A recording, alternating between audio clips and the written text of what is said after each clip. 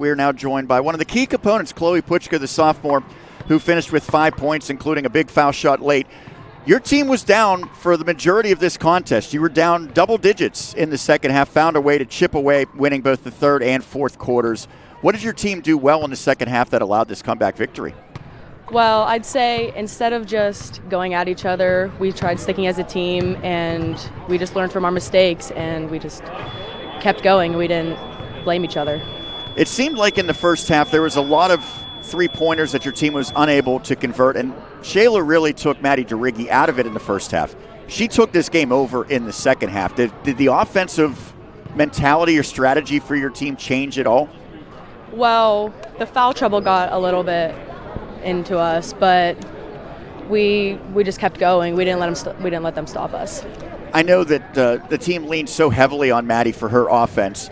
She was able to score 20 points in this game. She's the only player this season that averages double figures. What does she do so well, and how do you and the rest of your teammates kind of sense when she's in that mode to take the game over? Well, I say she does it all the time. So whenever she just gets in a mode, you can tell by the difference in her personality, and she just locks in. I'm sure you're aware of how good Shayla had been this season. They were 11-1 coming in. They were perfect, much like your team is, in section play. So this was a first-place matchup. Did you feel any pressure as a result of that? And now that you've won it, how important is that for this team this season? Well, we knew how good they were coming in. We really, at practice, we all really locked in, and we just knew how important this game was for section, and we just took it. Now, I know you might say that this is the most pressure you felt all night doing this interview, but I would imagine there's had to be a little bit when you went to the foul line in the fourth quarter trying to close this game out. Talk me through when you have those opportunities to try to extend a lead, try to close a game out. You're at the foul line. The entire gym is near dead silent. All eyes are on you. How do you handle something like that? Well, I really decided to take my time and really calm down and just do what I usually do at practice. We shoot foul shots all the time.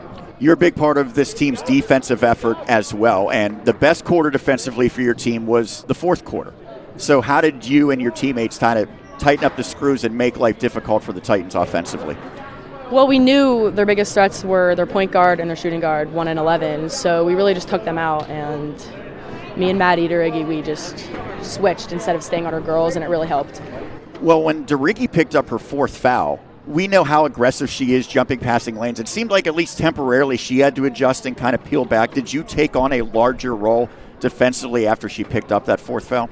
Yeah, usually she takes point guard, so we switched. So then she could take the back roll, and we would just go back and forth. Did you like that opportunity? Yeah. It was basically the same thing because our defense, we just kind of go back and forth. It's just a lot of talking between me and Maddie.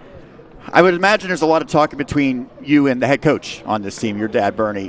What's it like playing for him? Is it more good or more of a detriment having to play for your dad as opposed to maybe how the other players have a relationship with him? Well, when I play, I really don't think of him as my dad. I kind of just switch it into he's my coach, he's not my dad. We don't really treat each other differently because we're family, but because we don't really talk about it at our house. We have a rule where out of the car, it's done. We don't talk about it anymore. Well, talking about family, you obviously come from an athletic family and a basketball family. Bernie played. His brother, now the head coach for the Plum Boys. We saw Emily Anderson here, also played under Tony Grenick, by the way. Did you kind of sense from a young age that you were meant to play basketball? How did that come about with so many of your family members being hoopers? Well, really, I didn't really get a choice. My dad just signed me up, and I just kind of went with it. But I like it anyway. It seems like it's paid off. If you didn't like it that much, you probably wouldn't get to this high level. So congrats on this victory. Go enjoy this one, and thanks so much for doing this. Thank you.